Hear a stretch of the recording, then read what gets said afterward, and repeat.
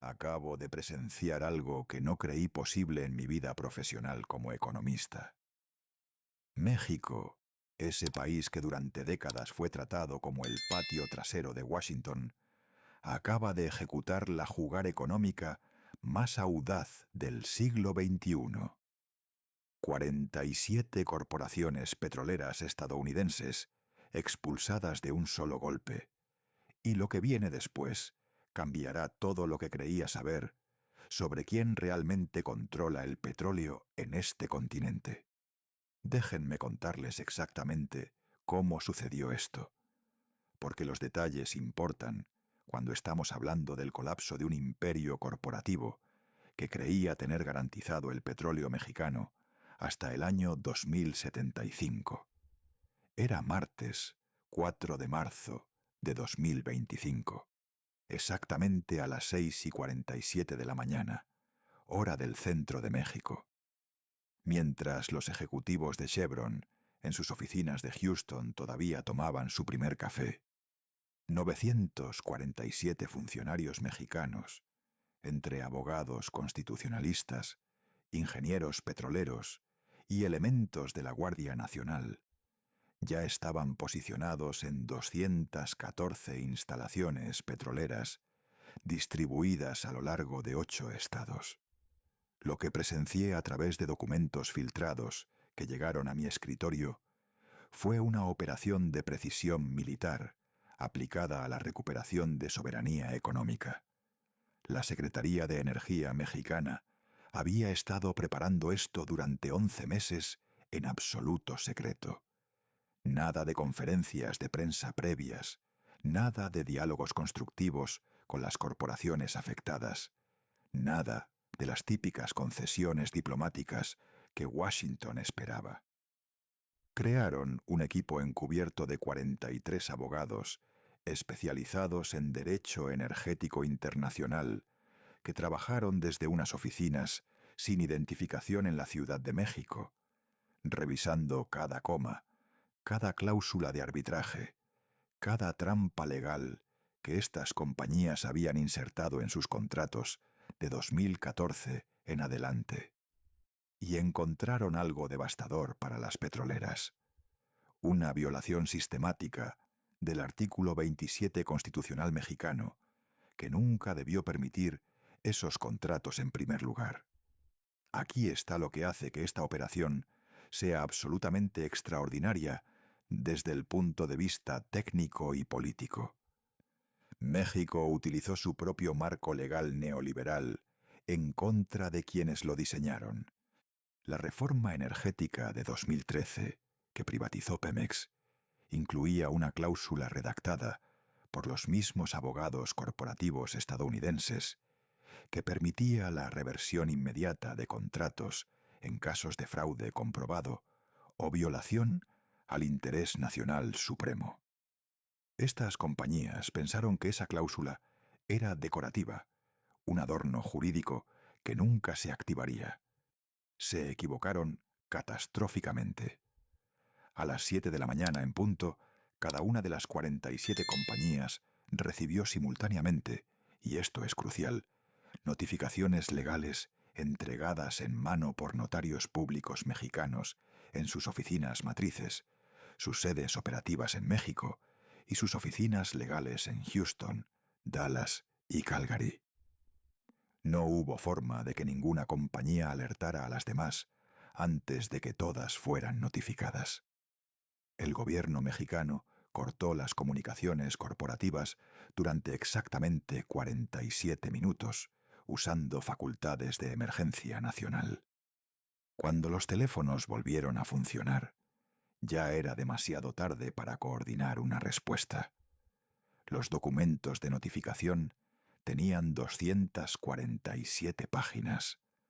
Cada uno detallaba con precisión forense las violaciones específicas de cada compañía. Subreporte de producción para evadir regalías, uso de subsidiarias fantasma en Delaware para eludir impuestos mexicanos, transferencia ilegal de tecnología a terceros sin autorización. Y esto es lo que me dejó sin palabras cuando lo leí. Colusión documentada con funcionarios corruptos del sexenio anterior para falsificar estudios de impacto ambiental. Tenían imágenes, tenían transferencias bancarias, tenían grabaciones de llamadas que alguien muy dentro del sistema había estado recopilando metódicamente. Pero aquí está la parte que demuestra que México aprendió de los errores históricos de nacionalizaciones anteriores en América Latina. No tocaron las instalaciones físicas abruptamente. La Guardia Nacional que llegó a los campos petroleros no expulsó trabajadores ni detuvo operaciones. Llegaron con 320 ingenieros petroleros mexicanos, muchos de ellos exempleados de Pemex, que habían sido despedidos durante la privatización, que conocían esas instalaciones mejor que los gerentes estadounidenses, porque ellos las habían construido originalmente. Cada ingeniero traía consigo los planos originales, los manuales de operación en español, que las compañías habían perdido, y las llaves de sistemas que supuestamente solo los técnicos extranjeros conocían. En menos de 4 horas, México había tomado control operativo completo, sin derramar una gota de petróleo, sin detener una sola bomba, sin crear el caos que todos los analistas de Wall Street predecían sería inevitable. Las acciones de las petroleras afectadas comenzaron a caer en la bolsa de Nueva York a las 9:31 de la mañana, justo cuando los traders entendieron que esto no era un berrinche político temporal, sino una expropiación legal perfectamente ejecutada, con cero margen para arbitraje internacional. Y entonces vino el golpe final que nadie anticipó. México presentó simultáneamente demandas criminales contra 19 ejecutivos específicos, nombres, apellidos, fotografías, acusándolos personalmente de fraude agravado, evasión fiscal sistemática y daño ambiental con premeditación. No demandaron a las corporaciones abstractas, que pueden diluir responsabilidad legal durante décadas. Fueron directo contra las personas que firmaron los contratos fraudulentos, que aprobaron los reportes falsos, que autorizaron los sobornos. 11 de esos ejecutivos estaban en ese momento en suelo mexicano. Fueron detenidos antes del mediodía. Los otros 8 ahora enfrentan órdenes de aprehensión internacionales a través de Interpol, que México activó con una velocidad burocrática que francamente no sabía que fuera posible en América Latina. Lo que acababa de presenciar no era simplemente la expulsión de compañías petroleras, era el desmantelamiento quirúrgico de todo un sistema de saqueo institucionalizado que había estado operando a plena luz del día, disfrazado de inversión extranjera y modernización del sector energético.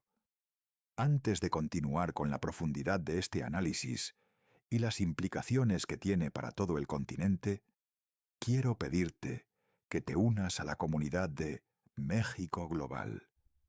Si encuentras valor en esta clase de análisis profundo que desentraña la verdad detrás de los titulares, suscríbete ahora mismo y activa la campanita para no perderte futuros videos. Y para saber de dónde nos escuchas, déjame un comentario abajo. Cuéntame desde qué país o ciudad estás siguiendo este momento histórico. Me encanta leer sus perspectivas. Para entender la magnitud de lo que México acaba de destruir, necesito llevarte exactamente a agosto de 2013, cuando el entonces presidente Enrique Peña Nieto firmó lo que los tecnócratas neoliberales celebraron como la reforma estructural más importante en 75 años. Yo estaba dando conferencias en ese momento, advirtiendo exactamente lo que iba a suceder, y me llamaron alarmista, anticuado, nostálgico del pasado. Bueno, ahora tenemos los números reales y son peores de lo que incluso yo imaginé. Estos contratos de producción compartida, traducción directa del inglés, Production Sharing Agreement, fueron diseñados en las oficinas legales de Baker McKenzie, en Houston, no en México. La estructura era diabólicamente simple y brutalmente efectiva. Las compañías extranjeras no compraban el petróleo en el subsuelo mexicano. Técnicamente, eso seguía siendo propiedad de la nación según la Constitución. En vez de eso, obtenían el derecho a extraerlo y quedarse con un porcentaje que en papel sonaba razonable, entre el 65% y el 73% de la producción neta. Pero aquí está el truco contable que convirtió esto en robo legalizado. Las corporaciones tenían derecho absoluto y unilateral para definir qué constituía costos de producción deducibles antes de calcular esa producción neta. Déjenme traducirles lo que esto significó en la práctica real. Chevron operaba el campo perdido en aguas profundas del Golfo de México, bajo uno de estos contratos.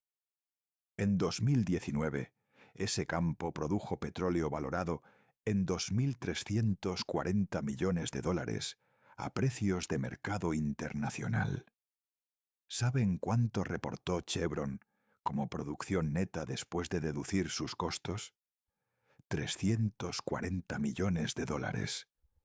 Reportaron haber gastado más de $2.000 millones en costos operativos para un campo que ya estaba completamente desarrollado y funcionando. Cuando los auditores mexicanos finalmente obtuvieron acceso completo a los libros contables tras la expulsión, descubrieron que Chevron había cargado como costos mexicanos cosas como los salarios completos de sus ejecutivos corporativos en California, gastos de cabildeo ante el Congreso estadounidense, e incluso, y esto no lo estoy inventando, los costos de relaciones públicas para limpiar su imagen después del desastre de Deepwater Horizon, que ocurrió en aguas estadounidenses. Cargaron a México por limpiar sus desastres en Estados Unidos. Multipliquen ese patrón por 47 compañías operando durante 11 años. El daño económico que estoy a punto de describir no es especulación. Son cifras que México compiló usando los propios sistemas contables digitales de estas corporaciones que quedaron en servidores dentro de territorio mexicano cuando fueron expulsadas. Entre 2014 y 2025, estas compañías extrajeron petróleo y gas natural por un valor real de mercado de $384.000 millones del subsuelo mexicano. De esa cantidad, México recibió en regalías, impuestos y participaciones un total de $41.300 millones. Eso es el 10,7% del valor total. Casi el 90% del valor de los recursos naturales de México fue capturado por corporaciones extranjeras usando mecanismos legales que el propio gobierno mexicano había autorizado. Pero esperen, porque la estructura de estos contratos incluía algo aún más perverso que descubrí cuando finalmente pude analizar los documentos completos. Cláusulas de garantía de rentabilidad mínima. Lean eso de nuevo. México había firmado contratos que garantizaban que si una compañía no alcanzaba cierto umbral de ganancia, típicamente entre el 12% y el 18% de retorno anual, el gobierno mexicano estaba obligado a compensar la diferencia mediante créditos fiscales o pagos directos. Esencialmente, México había privatizado las ganancias pero socializado las pérdidas. Si un campo petrolero resultaba altamente productivo, la compañía se quedaba con casi todo. Si un campo era decepcionante o la compañía simplemente era ineficiente, el pueblo mexicano subsidiaba sus pérdidas. ExxonMobil operaba un campo terrestre en Tabasco bajo estas condiciones. durante 6 años consecutivos, reportaron pérdidas operativas. México les pagó 890 millones de dólares en compensaciones. Cuando ingenieros de Pemex retomaron ese mismo campo después de la expulsión y revisaron la infraestructura, descubrieron que ExxonMobil había estado usando intencionalmente tecnología de extracción obsoleta de los años 90, equipos que ya se habían depreciado completamente en sus balances estadounidenses, para inflar artificialmente los costos y calificar para los subsidios mexicanos. Estaban perdiendo dinero a propósito, porque perderles pagaba más que ganar eficientemente. Y luego está el tema del arbitraje internacional, que convirtió estos contratos en soberanía negociable. Cada contrato incluía cláusulas que sometían cualquier disputa no a tribunales mexicanos, sino a paneles de arbitraje privado, bajo reglas del Banco Mundial o de la Cámara de Comercio Internacional en París. Esto significaba que si México alguna vez intentaba modificar términos, aumentar impuestos o simplemente hacer cumplir sus propias leyes ambientales, las compañías podían demandar por expropiación indirecta y reclamar décadas de ganancias futuras proyectadas como daños. Venezuela aprendió esto de la manera difícil cuando ConocoPhillips les ganó un arbitraje por 8.700 millones de dólares en 2019. México estaba atrapado en la misma red legal hasta que encontraron la fisura en toda esa armadura jurídica aparentemente impenetrable. El fraude comprobado anula cualquier contrato bajo cualquier jurisdicción. Y México no argumentó diferencias interpretativas o cambios de política. Presentaron evidencia criminal documentada de que estos contratos se obtuvieron mediante sobornos sistemáticos a funcionarios públicos específicos. Una vez que establecieron fraude en el origen del contrato, toda esa estructura de arbitraje internacional colapsó. No puedes arbitrar un contrato que nunca debió existir legalmente. Lo que estoy describiendo aquí no es únicamente un caso de estudio sobre México, es la anatomía exacta de cómo el neoliberalismo convierte recursos públicos en fortunas privadas, mientras simultáneamente destruye la capacidad del Estado para cumplir sus funciones más básicas hacia su propia población. Y aquí es donde esta historia deja de ser solamente sobre petróleo y contratos para convertirse en algo mucho más visceral. Vidas humanas sacrificadas en el altar de la ganancia corporativa. Porque cada dólar que salió de México hacia las cuentas bancarias de Houston y Calgary era un dólar que no llegó a un salón de clases desvencijado en Oaxaca, a unos hospitales sin medicamentos en Chiapas, a una red de agua potable contaminada en Veracruz. Los economistas del nuevo gobierno mexicano hicieron algo que rara vez se hace con el rigor necesario. Rastrearon exactamente a dónde no fue el dinero.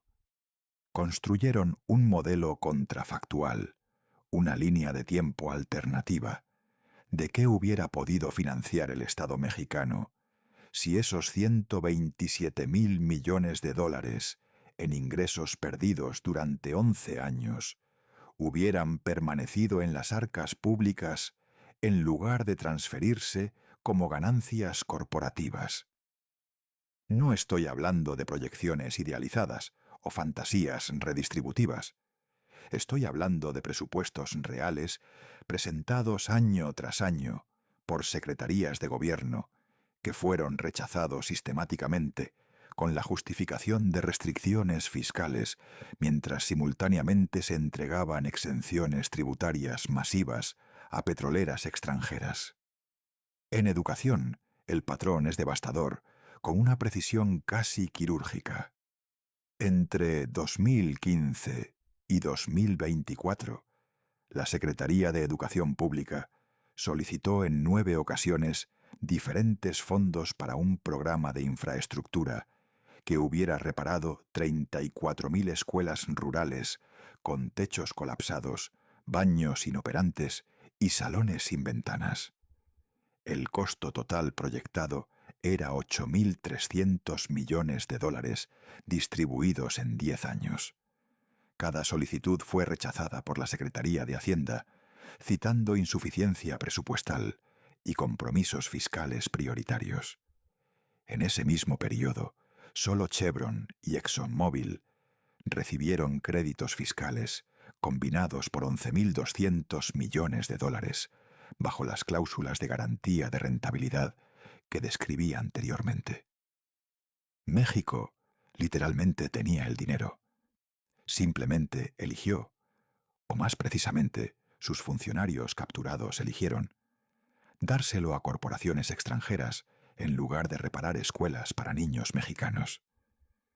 Cuando hablo de funcionarios capturados, no estoy usando retórica. Tengo nombres.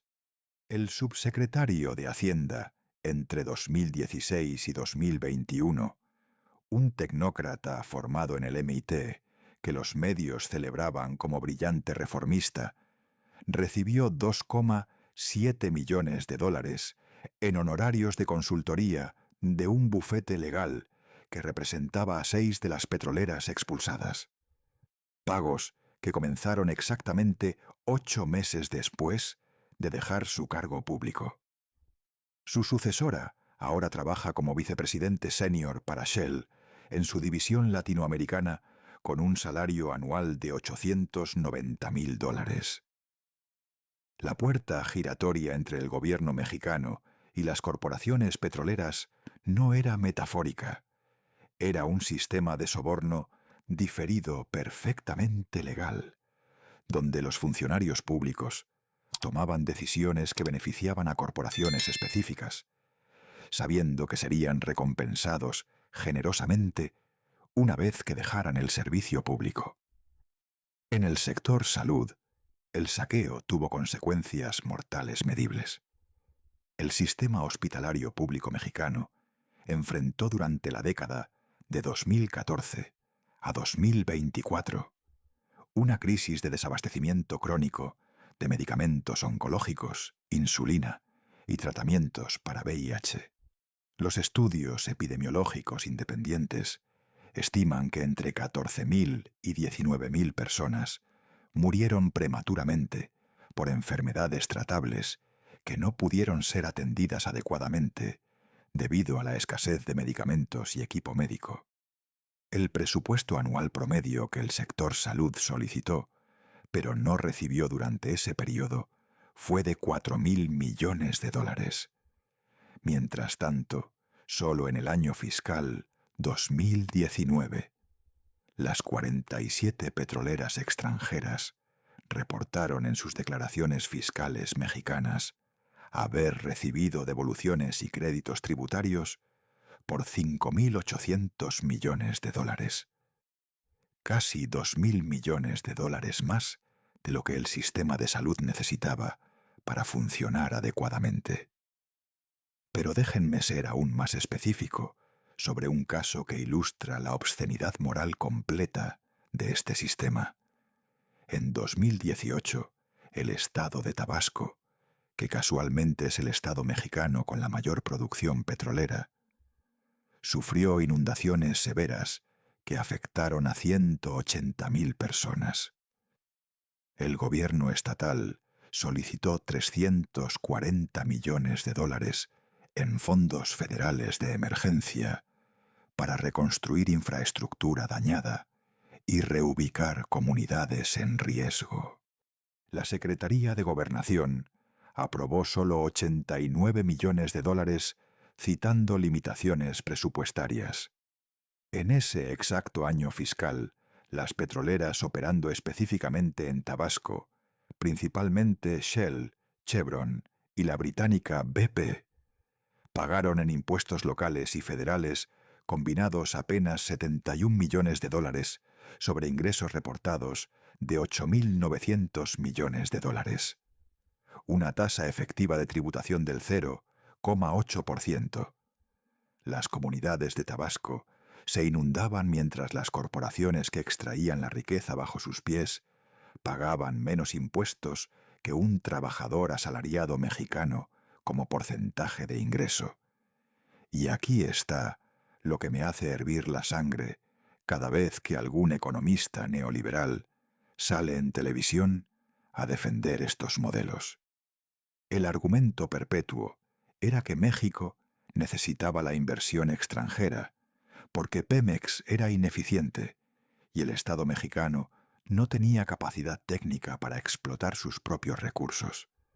Pero cuando revisas los números reales de inversión, descubres que de los 684.000 millones de dólares en valor extraído, solo 23.000 millones de dólares fueron inversión de capital nueva por parte de estas compañías.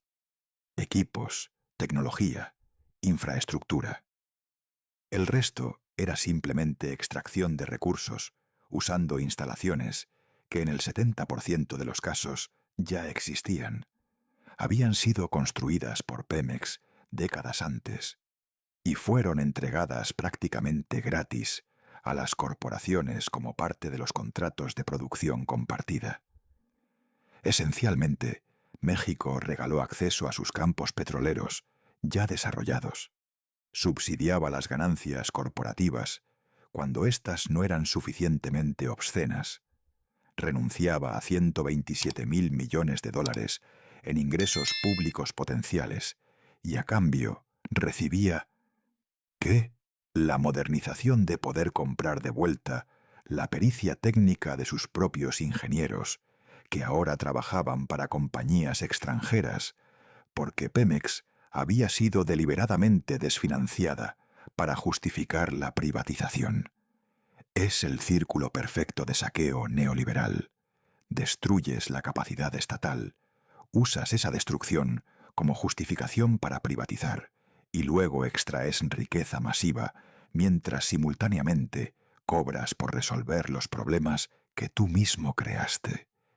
Los 127.000 millones de dólares no son una cifra abstracta. Convertidos en capacidad estatal real, representaban la construcción de 2.400 hospitales completamente equipados, o la renovación total de 89.000 escuelas públicas, o la provisión de agua potable segura para cada hogar mexicano, sin acceso durante 20 años. Cada decisión de política pública tiene un costo de oportunidad. México eligió, sus élites capturadas eligieron, transferir riqueza hacia arriba, hacia corporaciones que ya eran obscenamente ricas, en lugar de distribuirla horizontalmente hacia la población que más la necesitaba. Y cuando México finalmente dijo «basta» y expulsó estas compañías, ¿saben cuál fue la reacción inmediata desde Wall Street? Histeria absoluta.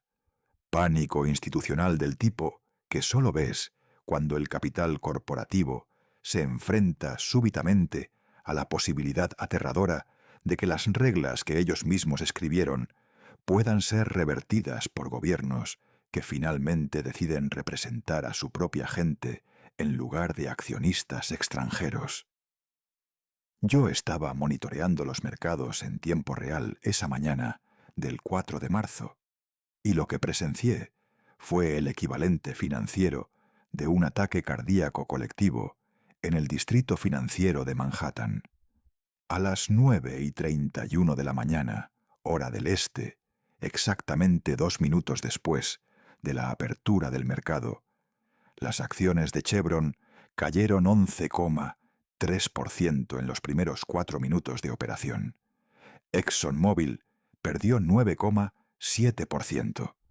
Las empresas medianas de fracking, con operaciones significativas en México, como Talos Energy, colapsaron 34% antes de que se activaran los circuit breakers automáticos, que pausan temporalmente el comercio cuando la volatilidad se vuelve extrema. Pero aquí está lo que realmente importa, más allá de los números rojos parpadeantes de las pantallas. La velocidad y naturaleza de esa caída reveló algo fundamental sobre cómo los mercados financieros realmente perciben el riesgo político. Durante años, los analistas de Goldman Sachs, JP Morgan y Credit Suisse habían estado calificando las inversiones petroleras mexicanas como riesgo bajo a moderado con fuerte protección institucional. Traduzcan eso del lenguaje financiero al español. Creían que México estaba tan completamente capturado por intereses corporativos que una reversión de la privatización era imposible. Sus modelos de riesgo ni siquiera contemplaban este escenario. Cuando sucedió, no tenían absolutamente ningún plan de contingencia. Los algoritmos de trading de alta frecuencia entraron en modo de venta masiva porque literalmente no tenían programadas respuestas para un evento de nacionalización exitosa sin caos operativo. A las 10:47 de la mañana, menos de 2 horas después de la apertura del mercado, Darren Woods, CEO de ExxonMobil, estaba ya en una llamada de emergencia con inversionistas institucionales que se filtró casi inmediatamente a Bloomberg. Y aquí déjenme recitar textualmente lo que dijo, porque estas palabras revelan exactamente cómo piensa el capital corporativo. Esto no es simplemente una expropiación de activos, es un ataque directo al orden legal internacional que ha permitido que el capital fluya eficientemente hacia economías en desarrollo. Si México puede hacer esto impunemente, estamos viendo el fin del marco de inversión global tal como lo conocemos. Lean esa declaración cuidadosamente. Para Woods el problema no era que su compañía había estado saqueando recursos mexicanos mediante fraude contable, algo que los documentos probaban irrefutablemente. El problema era que México había tenido el descaro de defenderse usando sus propias leyes. Eso era lo impune en su mente, que un gobierno priorizara a su pueblo sobre los márgenes de ganancia de ExxonMobil.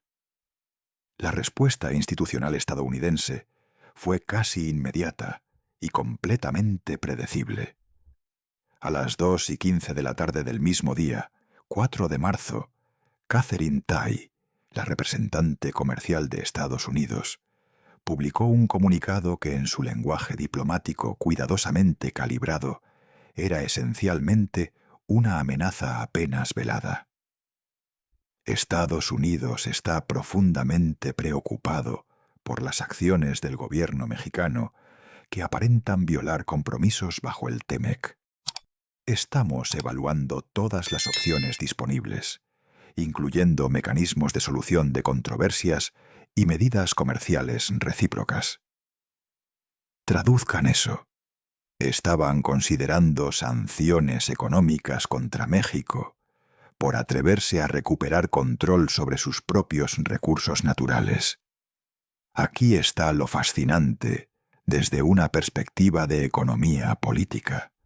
El TEMEC, el tratado comercial que reemplazó al NAFTA, fue negociado y firmado por la administración Trump precisamente con lenguaje que supuestamente protegía la soberanía energética mexicana después de que el operador insistiera en esas cláusulas. Pero las corporaciones petroleras y sus abogados habían interpretado esas cláusulas como meramente simbólicas, asumiendo que ningún gobierno mexicano realmente las invocaría contra inversiones estadounidenses existentes. Cuando México hizo exactamente eso, usar el marco legal del propio TEMEC para justificar la expulsión por fraude comprobado, Washington quedó legalmente sin muchas opciones directas. No podía invocar violaciones al tratado porque México había operado dentro del tratado. De ahí el pánico. Al cierre de mercado ese primer día, el índice de energía del S&P 500 había caído 6,8%, la peor caída en un solo día desde el colapso de precios de petróleo en marzo de 2020 durante la pandemia. Pero esto no era un choque de oferta o demanda. Era algo mucho más peligroso para el capital. Un choque de reconocimiento de que el modelo completo de extractivismo neoliberal dependía de la quietud perpetua del gobierno del sur global, y esa quietud ya no podía darse por sentada. Los inversionistas institucionales comenzaron inmediatamente a revaluar posiciones no solo en México, sino en Brasil, Colombia, Argentina, cualquier país donde empresas estadounidenses tenían contratos similares de recursos naturales basados en supuestos de captura regulatoria permanente. Para el viernes 7 de marzo, 3 días después de la expulsión, el verdadero daño financiero comenzaba a clarificarse. Chevron anunció que tendría que hacer una cancelación contable de $18.000 millones. Eso es 18.000 millones con B, en deterioro de activos relacionados con sus operaciones mexicanas. ExxonMobil proyectó entre 12.000 y 15.000 millones de dólares. Las empresas más pequeñas enfrentaban números que, aunque menores en términos absolutos, representaban porcentajes mucho más devastadores de su capitalización de mercado total. Talos Energy, que había apostado agresivamente a campos en aguas someras mexicanas, vio evaporarse 67% de su valor de mercado en una semana y entró en conversaciones preliminares de bancarrota. Pero aquí está el detalle que me parece más revelador de todos. Ni una sola de estas compañías intentó seriamente el arbitraje internacional que supuestamente era su protección garantizada. ¿Por qué? Porque sus propios asesores legales les dijeron que con la evidencia de fraude que México había compilado, los emails, las transferencias bancarias, las grabaciones, llevar esto a un panel de arbitraje internacional significaba exponer públicamente en procedimientos legales formales exactamente cómo habían estado operando. Preferían tomar las pérdidas financieras masivas que arriesgarse a que sus métodos quedaran oficialmente documentados en fallos arbitrales que podían establecer precedentes utilizables por otros países. La corrupción solo funciona cuando permanece en las sombras. México la había arrastrado a plena luz del día. Y entonces Wall Street hizo lo que siempre hace cuando no puede ganar en el mercado. Recurrió a la presión política directa. La Cámara de Comercio de Estados Unidos, que representa literalmente a estas mismas corporaciones, comenzó una campaña de cabildeo intenso en Washington, pidiendo respuestas proporcionales contra México. Senadores republicanos de estados petroleros como Texas y Oklahoma comenzaron a introducir resoluciones exigiendo sanciones. Ted Cruz llamó a las acciones de México socialismo del siglo XXI en Fox News, aparentemente ignorando el ligero detalle de que México había usado mecanismos legales capitalistas perfectamente legítimos para deshacer contratos obtenidos mediante fraude. Pero algo estaba cambiando la dinámica de poder que estas corporaciones habían dado por sentada durante décadas, y lo que vino después les aterró aún más, porque resultó que la narrativa completa de incompetencia estatal que había justificado la privatización era, como tantas justificaciones neoliberales, una mentira fabricada sostenida mediante sabotaje deliberado.